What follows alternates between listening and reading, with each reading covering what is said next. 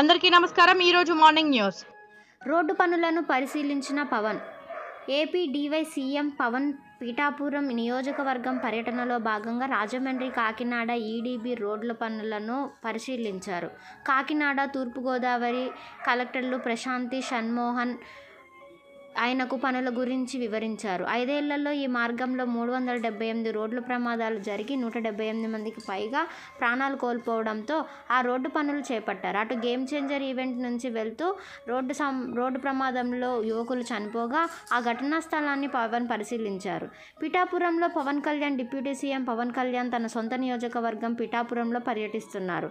పల్లె పండుగలో భాగంగా గోకులం షెడ్లు ప్రారంభించారు. పైన బటన్ క్లిక్ చేసి ప్రత్యక్ష ప్రసారం చూడండి. 6 నెలల్లోనే 12,500 గోకులాలు నిర్మించాం.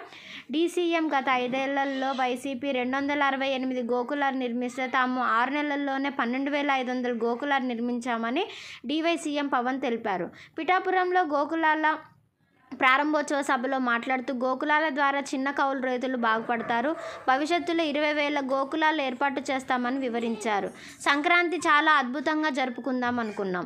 తిరుమల ఘటనతో బాధ కలిగి భారీగా జరుపుకోవడానికి మనస్కరించలేదు అని తెలిపారు. తిరుపతి ఘటనపై బీఆర్ శ్యామలారావు క్షమాపణ చెప్పాలి. పవన్ కళ్యాణ్ ఎప్పుడైనా తప్పు జరిగితే అది తమ అందరి సమష్టి బాధ్యతని, అందుకే తిరుపతి ఘటనపై క్షమాపణలు చెప్పానని డీవై సీఎం పవన్ తెలిపారు. టీటీడీ చైర్మన్ బీఆర్ నాయకుడు EO Shyamala Rao, JEO Venkaiah Chowdary, board సభ్యులు కూడా క్షమాపణ చెప్పాలని డిమాండ్ చేశారు. సారీ చెప్పడానికి నామోషి ఎందుకని ప్రశ్నించారు.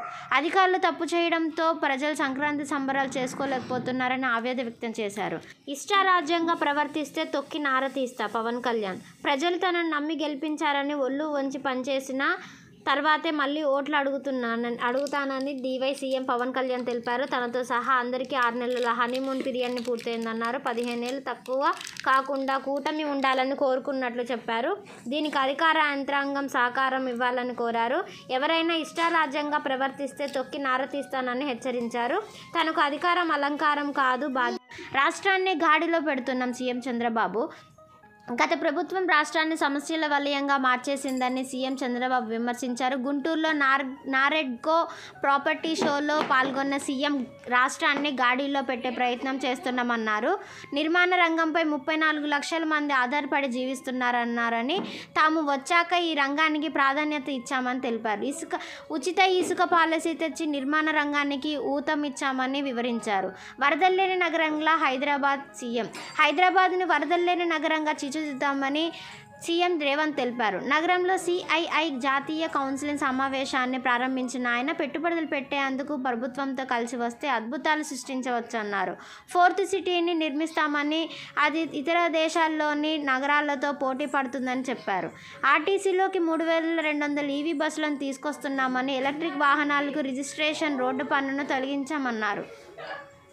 రాజకీయాల్లోకి మిషన్తో రావాలి, యాంబియన్స్తో కాదు మోదీ. ప్రజాసేవలో ఉన్నవారు ఓ మిషన్తో రాజకీయాల్లోకి రావాలి తప్ప వ్యక్తిగత ఆశయాలతో కాదని పీఎం మోదీ అన్నారు. నిఖిల్ కామత్ పాడ్కాస్ట్లో బాల్యం, వ్యక్తిగత జీవితం, రాజకీయ అంశాలపై మోదీ మాట్లాడారు. చిన్నతనంలో చెరువు దగ్గరికి వెళ్లేందుకు ఇంట్లో అందరి బట్టలు ఉతికేవాడినని, గతంలో ఇంటికి వచ్చిన స్నేహితులు తనని సీఎంగా చూడడం వల్ల వారిలో స్నేహితుల్ని వెతకాల్సి వచ్చిందని పేర్కొన్నారు. సినిమా టికెట్ ధరలపై యూటర్న్ ఎందుకు? హరీష్ రావు. సినిమా టికెట్ల పెంపునకు స్పెషల్ షోలకు అనుమతి లేదంటూ సీఎం రేవంత్, మంత్రి కోమటిరెడ్డి అసెంబ్లీలో ప్రకటించారని హరీష్ రావు గుర్తు చేశారు. 2 వారాలు గడవక ముందే మాట మార్చారని విమర్శించారు. అసెంబ్లీని తప్పుదోవ పట్టించినందుకు సీఎం, మంత్రిపై సభా హక్కుల ఉల్లంఘన కింద ప్రివిలేజ్ మోషన్ పెడతాం. గతంలో మీరు బెనిఫిట్ షోలకు అనుమతి ఇవ్వడం వల్ల ఒక మహిళ చనిపోగా బాలుడు ఆసుపత్రిలో ఉన్నాడని ట్వీట్ చేశారు.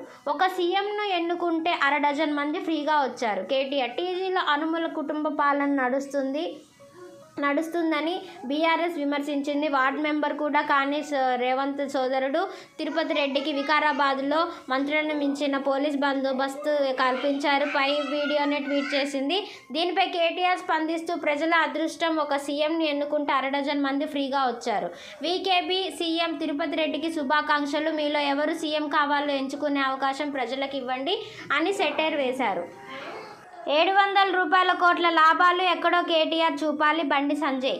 ఈ కార్ రేస్ కేసులో కేటీఆర్ అరెస్ట్ అయితే ఆందోళన అవసరం లేదని కేంద్ర మంత్రి బండి సంజయ్ చెప్పారు. ఆయన ఏమైనా దేశం కోసం పోరాడారా అని ప్రశ్నించారు. కేసీఆర్, రేవంత్ కుటుంబాల మధ్య ఏదో ఒప్పందం ఉందని, అందుకే కేసులో జాప్యం జరుగుతుందని ఆరోపించారు. కేసీఆర్ ఫ్యామిలీ అంతా అవినీతిమయమన్నారు. ఈ కార్ రేసులో ప్రభుత్వానికి 700 రూపాయల కోట్ల లాభాలు ఎక్కడొచ్చాయో చూపించాలని డిమాండ్ చేశారు. గేమ్ చేంజర్కు మంచి రెస్పాన్స్ వస్తుంది. దిల్ రాజు. గేమ్ చేంజర్ మూవీకి మంచి రెస్పాన్స్ వస్తుందని నిర్మాత దిల్ రాజు చెప్పారు. హీరో చరణ్, ఎస్జే సూర్య మధ్య వచ్చే సీన్లను ఆడియన్స్ బాగా ఎంజాయ్ చేస్తున్నారని తెలిపారు. హీరో ఫ్లాప్ బ్యాక్కు ప్రశంసలు దక్కుతున్నాయని వివరించారు. హైదరాబాద్లో ఫ్యాన్స్ అసోసియేషన్ మూవీ చూసిన ఆయన హిట్ అవుతుందని ఆశాభావం వ్యక్తం చేశారు. నేడు వరల్డ్ కప్ వైడ్ రిలీజ్ అయిన మూవీకి మిక్స్డ్ టాక్ వస్తుంది.